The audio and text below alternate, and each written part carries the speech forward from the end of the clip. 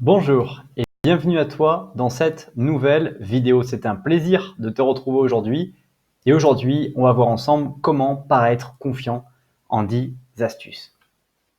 Donc dans cette vidéo, tu vas voir 3 choses. Brièvement, qui je suis, qu'est-ce que ce fait de paraître confiant en toutes circonstances et les 10 astuces que tu pourras retenir à travers cette vidéo. Assure-toi bien de rester jusqu'à la fin de cette vidéo puisque j'aurai un petit cadeau à t'offrir dès la fin de cette vidéo.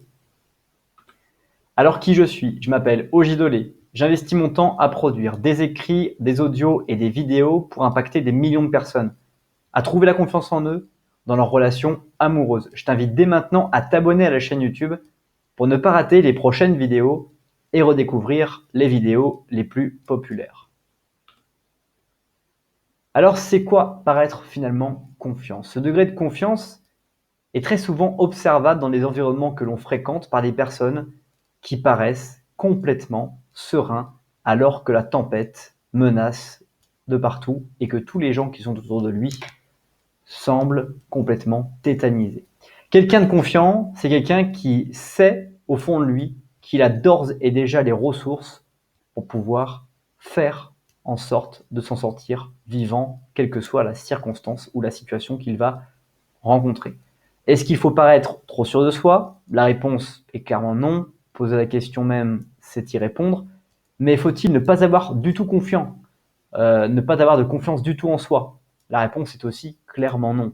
Alors comment paraître confiant pour que de jolies demoiselles puissent, à votre tour, vous donner leur confiance? C'est tout l'intérêt de cette vidéo. On va maintenant voir ces 10 secrets, mais juste avant cela, je t'invite à apprécier la vidéo ou à la partager dès maintenant, ceci afin de permettre à d'autres personnes de découvrir à leur tour cette vidéo.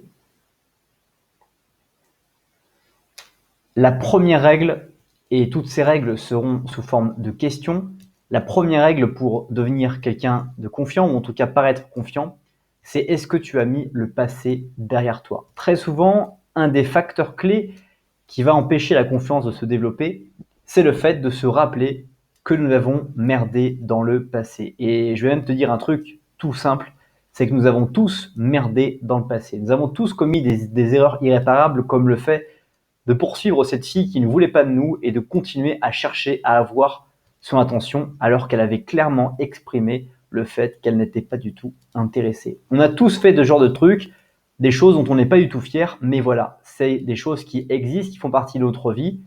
Pourquoi devrions-nous penser encore et encore à cela et ne pas avoir le droit ou la chance de pouvoir vivre quelque chose de meilleur? L'un des points clés de la confiance, c'est d'agir ici et maintenant et de se souvenir de ce qu'il ne faut pas faire en faisant des choses qu'il faut faire dans les environnements dans lesquels nous sommes.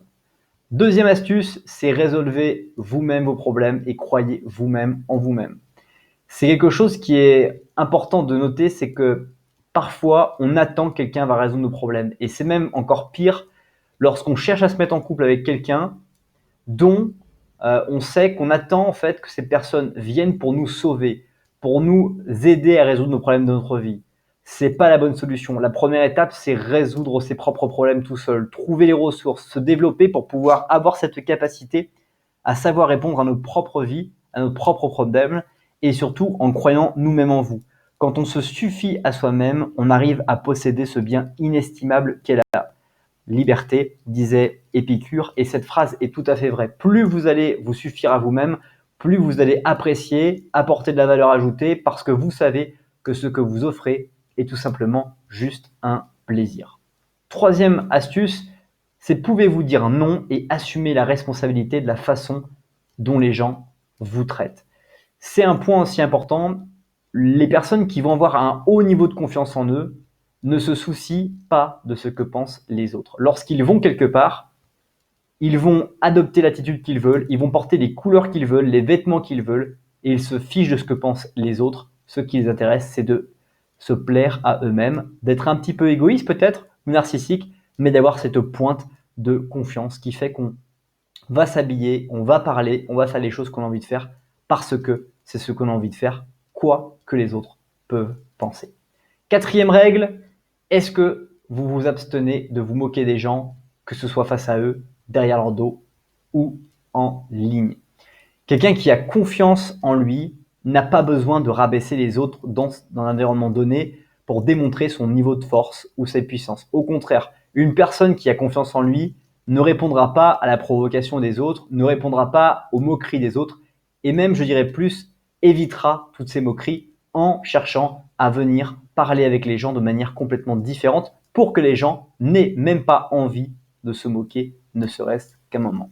5e règle d'or, c'est traitez-vous et traitez vos insécurités pour qu'elles ne règnent pas sur votre vie. Il y a plein de choses qui nous rendent complètement pas en sécurité. Par exemple, cette volonté de vouloir partir en voyage avec ses amis alors que peut-être on n'a pas encore mis assez d'argent de côté pour éventuellement acheter un nouvel appartement ou se faire un achat que l'on souhaitait vraiment et que du coup, on est dans le dilemme de faire quelque chose.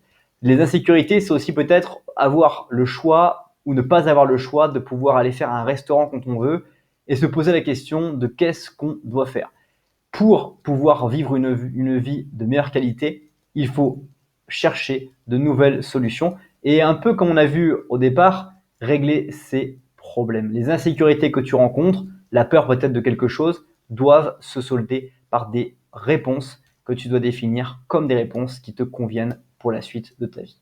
6e règle d'or, comprenez-vous que la grandeur est obtenue par la discipline, le travail et le temps. Quelqu'un qui a confiance en lui sait que pour devenir une personne importante qui aura compté, il devra être discipliné, c'est-à-dire chaque jour avoir des routines de travail, chaque semaine avoir des rythmes et des réponses pour pouvoir voir si les choses fonctionnent bien et chaque mois, chaque année, vérifier que les choses avancent, travailler quotidiennement et surtout laisser le temps faire la grande différence.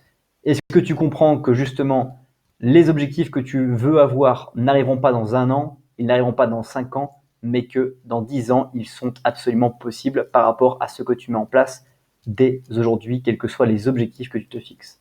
8e règle d'or, c'est êtes-vous capable de rire de vous-même et de baisser votre garde? Est-ce que tu es capable de pouvoir te marrer d'un truc que tu as mal fait devant les gens et que les gens ont observé, ont vu et qui font que peut-être ils pourraient dire oula, regarde, c'est un boulet et ça pourrait te faire perdre ta confiance. Si tu sais rire de toi, tu arriveras à garder cette confiance en toi en toutes circonstances. 8e règle d'or, pouvez-vous vous concentrer sur la grande image? Quelle est la grande image que tu veux laisser aux autres? Quelle est la grande image que tu as de ta vie dans le futur? Qu'est-ce qu'elle ressemblera cette vie? Est-ce que tu vivras dans le même appartement ou maison dans laquelle tu vis aujourd'hui? Est-ce que tu auras changé? Si oui, dans quel type d'appartement? Est-ce que tu iras toujours dans le même travail? Tu occuperas toujours le même bureau? Ou as-tu modifié quelque chose? Et si oui, quelles sont ces choses que tu auras modifiées? Concentre-toi sur cette grande image, car la loi de l'attraction te permettra d'obtenir cette image. 9e règle d'or, c'est êtes-vous humble? L'humilité reste une des vertus cardinales que les personnes adorent observer, même s'ils n'en parlent jamais. Les personnes qui trouvent les gens humbles, en général, disent « il est impressionnant » et sont bouche bée et ne savent pas comment définir la personne qu'elles rencontrent. Et quand elles vont le fréquenter, vont juste rester dans l'observation et vont très peu parler parce qu'elles vont apprécier le moment venu. Enfin, 10e et dernière règle, c'est vous êtes-vous abonné à la chaîne vidéo juste que je vais créer un de ces 4, mais dont le nom n'est pas visible encore. Êtes-vous abonné à cette chaîne et êtes-vous abonné à ma chaîne principale OG Donné? Si ce n'est pas le cas, je vous invite dès maintenant à vous y abonner. Ce n'est pas encore la fin de cette vidéo. Juste avant qu'on change de vidéo, j'aimerais savoir qu'est-ce que tu penses de cette vidéo. Dis-le-moi dans les commentaires. C'est désormais maintenant la fin de cette vidéo. Merci beaucoup pour le temps que tu as consacré à regarder cette vidéo. Si ce n'est pas encore fait, je t'invite à ajouter cette vidéo à tes playlists, à découvrir d'autres contenus en description et puis à télécharger, comme je te l'ai promis en début de cette vidéo, les 7 secrets d'une séduction réussie. Tu trouveras le lien juste en dessous et c'est gratuit. Passe une très bonne suite de journée et je te dis à bientôt pour une prochaine vidéo.